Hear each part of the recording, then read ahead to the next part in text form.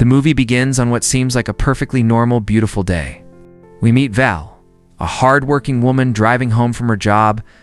She is relaxed, expecting to return to the comfort of her family. However, a dark cloud hangs over her household. Unbeknownst to Val, her husband is facing total financial ruin. He is on the verge of bankruptcy, and the weight of his failures has pushed him to the absolute breaking point. Back at their house, unable to cope with the shame and the impending disaster, her husband makes a devastating decision. Just moments before Val pulls into the driveway, he commits suicide. Val arrives home not to a welcoming husband, but to a horrific tragedy that shatters her world into a million pieces. We then cut to a different location, introducing a new set of characters. Steven, a professional, rare coin dealer, arrives at the home of a woman named Mrs. Wiss for a scheduled business transaction. He knocks on the door and is greeted not by the old lady, but by a young man named Jake. Steven asks for Mrs. Weiss, and Jake calmly replies that his aunt is just taking a short nap. Steven, unsuspecting and professional, steps inside and takes a seat in the living room to wait. However, Jake is not a loving nephew. He is a cold-blooded killer. He has already murdered Mrs. Wiz. As Steven sits comfortably on the couch, Jake silently approaches him from behind. Using the exact same cloth towel he used to kill the old woman, Jake wraps it around Steven's neck and brutally strangles the coin dealer to death. Following the traumatic death of her husband, Val knows she needs a fresh start. She packs up her life and moves to a new town with her teenage son, Nick. However, the transition is far from smooth. Nick is grieving and doesn't fully understand the massive financial and emotional burden his mother is carrying. He resents the move. He hates the new house, he hates the new town, and he acts cold and distant toward Val, making an already difficult situation even harder. Meanwhile, the murderer, Jake, is relaxing with his girlfriend. While going through the belongings he stole from Steven's dead body, Jake finds an envelope with an address on it. The address belongs to a man named Marvin Dolan. Sensing another opportunity for a lucrative score, Jake decides to target this address next. Back in Val's world, she's trying to rebuild her career as a real estate agent. One of her colleagues knows she is looking for a good property to sell and introduces her to a new listing.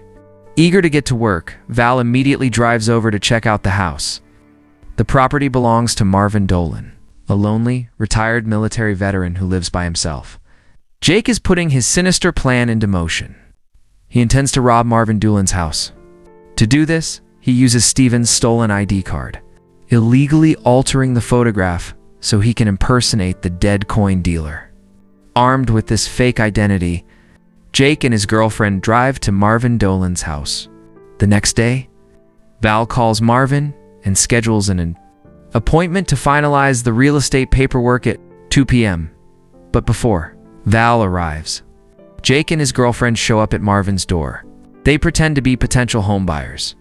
Marvin, a trusting and lonely old man, welcomes them inside without a second thought. While Val is at her office, asking a coworker to borrow a camera to take listing photos of Marvin's house, things take a dark turn at Marvin's residence. As Marvin shows the couple around, he notices something disturbing. Jake's girlfriend is wearing a necklace, and dangling from it is a ring that Marvin recognizes. It's his son's ring. Suspicious, Marvin questions her about it. Realizing their cover is blown, Jake drops the friendly act. He immediately pulls out a gun and points it at Marvin. Before the old man can react, Jake strikes him hard on the back of the head, knocking him unconscious. When Marvin wakes up, he finds himself locked in his own dark basement. Jake stands over him, demanding, "Where are the coins?" Marvin, confused, asks about his nephew, Steven. Jake cruelly reveals that Steven was a drunk who couldn't keep a secret. He taunts Marvin, hinting heavily that he murdered Steven, Marvin's son. The shock of hearing about his family's deaths is too much for Marvin. His health is fragile, and the stress triggers a severe diabetic episode. His medical alarm starts beeping loudly. Jake, always looking for leverage, realizes he can use the old man's illness against him. He offers a cruel ultimatum. Tell him where the rare coins are hidden, and he will give Marvin his life-saving insulin. Marvin refuses to break. Jake locks him in the basement to suffer and decides to tear the house apart to find the coins himself. Just as Jake begins his search, the doorbell rings. It's Val and her co-worker, arriving for their 2 p.m. appointment. Jake quickly comes into the house, introducing himself as Steven, Marvin's nephew. Because Val and her friend have never met the real Steven, they believe his lie. Val's co-worker tries to call Marvin's cell phone to confirm, but Jake smoothly interrupts. He tells his girlfriend, "Honey, do you think you could show the ladies around the house?" Using her as a distraction. While the women are distracted, Jake sneaks down to the basement, grabs Marvin's ringing cell phone, and hides it where they can't hear it. However, Jake's girlfriend is not a professional criminal. She is nervous and sloppy. While touring the house, Val notices Marvin's medication sitting out on the bathroom counter. Then, she spots a suspicious bloodstain on the carpet. The girlfriend clumsily tries to cover the blood with her shoe, which only makes Val more suspicious. Something is definitely wrong in this house. Down in the basement, a desperate Marvin tries to signal for help. He uses his foot to push a wine bottle off a shelf, hoping the sound of shattering glass will alert the women upstairs. But timing is against him. Just as the bottle crashes to the floor, Val and her coworker are stepping out the front door, missing the cry for help. After Val leaves, Jake's girlfriend frantically tries to clean up the bloodstain. She warns Jake that Val definitely noticed something and might be catching on. But he brushes off her concerns, obsessed only with finding the treasure. He resumes tearing the house apart. Finally, he notices a loose floor tile. He pulls it up and discovers a hidden floor safe containing the rare coins. Jake needs heavy-duty tools to crack the safe. While he is preparing, he looks out the window and sees Val returning to the house alone. He decides he needs to distract her again and heads outside. Val, whose instincts are screaming that Steven is a fraud, discreetly uses her camera to snap a photo of Jake as he approaches. She plays it cool, explaining she just came back to take some photos of the property for the real estate website so they can sell the house faster. Jake accepts the excuse. Meanwhile, inside the house, Jake's girlfriend is secretly looking for medicine to keep Marvin alive. Feeling guilty about the old man, after Val leaves for the second time, Jake gets back to work on cracking the safe. Val returns to her office and starts uploading the photos she took of Marvin's house to the real estate portal. As she clicks through the images, her eyes widen. In one of the photos of the garage, she clearly sees Marvin's car parked inside. Steven had told her Marvin went on a trip. The lie is exposed. Marvin never left. He is trapped inside that house. Determined to find out the truth, Val leaves a voicemail for Marvin and makes a bold decision. That night, she drives back to Marvin's house, intending to break in and see for herself. Under the cover of darkness, Val tries to climb over the sidewall using a trash can, but she loses her footing. The trash can clatters loudly to the ground. Inside, Jake hears the noise and immediately goes out to investigate. Val barely manages to scramble to her car and drive away just seconds before Jake spots her. The next morning, Val tries to maintain her normal life. She drops Nick off at school. Watching another father drop off, his son brings back a wave of grief. For her late husband, she then attends a meeting with the school principal regarding Nick's frequent absences and failing grades. After dealing with her son's issues, Val meets up with her friend. Mrs. Spencer, Val explains the bizarre situation. She is trying to sell a house for Marvin, but she is dealing with his nephew, Steven, because Marvin is supposedly visiting his sick sister. Mrs. Spencer looks confused and tells Val a crucial piece of information. Marvin only has one sister.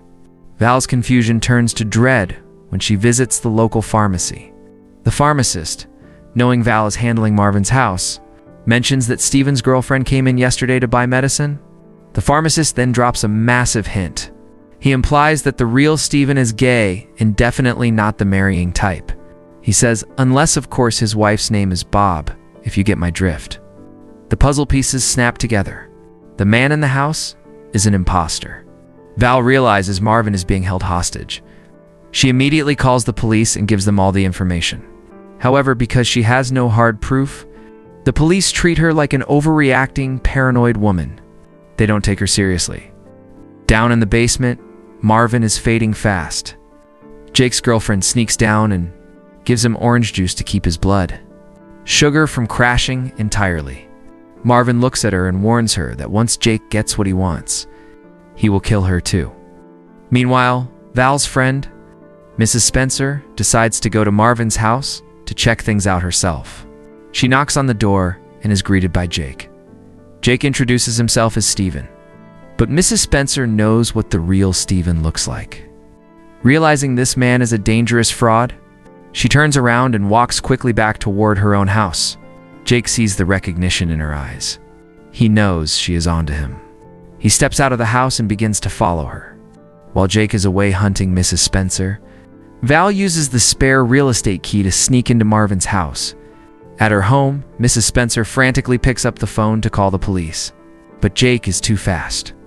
He breaks into her house, sneaks up behind her, and violently snaps her neck, killing her before she can make the call. Inside Marvin's house, Val searches the bedrooms.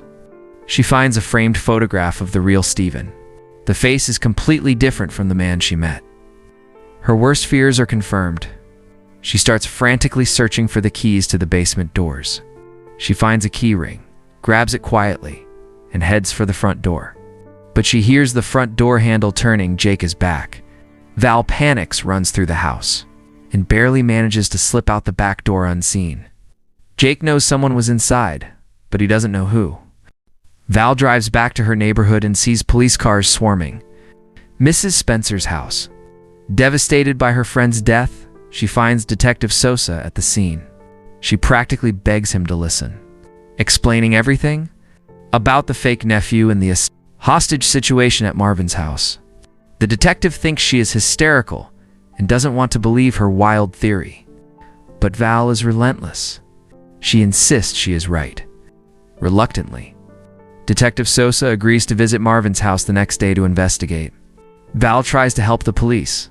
She calls Marvin's cell phone, hoping the ringing will alert the detective. But Jake hears the phone first, silences it, and greets Detective Sosa at the door. Jake is smooth. He provides fake documents and a very convincing lie, manipulating the detective into believing everything is fine. The detective turns to leave. Val, watching from the street, stops the detective and begs him to at least check the garage for Marvin's car. Jake confidently opens the garage door. The garage is empty. Jake had moved the car to cover his tracks. The detective loses all faith in Val's story and drives away, leaving her helpless. Refusing to give up, Val drives to her office. She calls the company where the real Steven worked. She tells the new receptionist that an imposter is using Steven's name. She asks for an email address and sends the secret photo she took of Jake to the company to verify his identity. While she waits at the office, her phone rings. It's the school principal. Nick never showed up for class. Panic sets in. Val drops everything and rushes out to find her son. At Marvin's house, Jake is frustrated. His tools broke while trying to open the safe. He tells his girlfriend he needs to go out and buy a new drill. While he is gone, his girlfriend, convinced by Marvin's warning, tries to free the old man from the basement. Val is frantically searching her own house for Nick, but he isn't there. Nick had actually walked to their old neighborhood. He stands outside their former home, crying, missing his father and his old life. Tragically, on his way back, Nick crosses paths with Jake. Jake recognizes the boy. He grabs Nick, pulls out his gun, and calls Val. He tells her he has her son. He puts the phone to Nick's mouth so Val can hear him. Jake issues a chilling warning. Needless to say, don't do anything stupid. He forces Nick into his car at gunpoint. Jake returns to Marvin's house with Nick. But when he walks through the door, he is in for a surprise. His girlfriend is standing there pointing a gun directly at him. Marvin had told her where a spare gun was hidden. Jake doesn't panic. He smoothly talks his way closer to her, manipulating her emotions. He lunges and tries to wrestle the gun away. Suddenly, the front door bursts open. Val has arrived. The distraction is enough. Nick, acting quickly, grabs a pen from a nearby table and stabs Jake hard in the leg. Jake screams in pain and panic.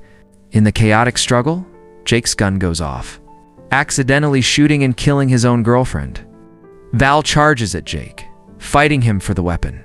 They wrestle to the ground. Jake manages to overpower her. He aims the gun at Nick, using the boy as a hostage again, screaming at Val to back off. But Val has had enough. She grabs the second gun, the one the girlfriend dropped, and aims it directly at Jake. She doesn't hesitate. She doesn't negotiate. To protect her son, Val pulls the trigger, shooting Jake dead center in the forehead. Jake collapses dead. The nightmare is finally over. The police arrive shortly after to secure the scene and rescue Marvin. Val drops the gun and embraces her son, finally safe. Having faced down a killer to protect her family, the movie ends. Thanks for watching. If you enjoy this recap, please keep in touch. See you in next movie.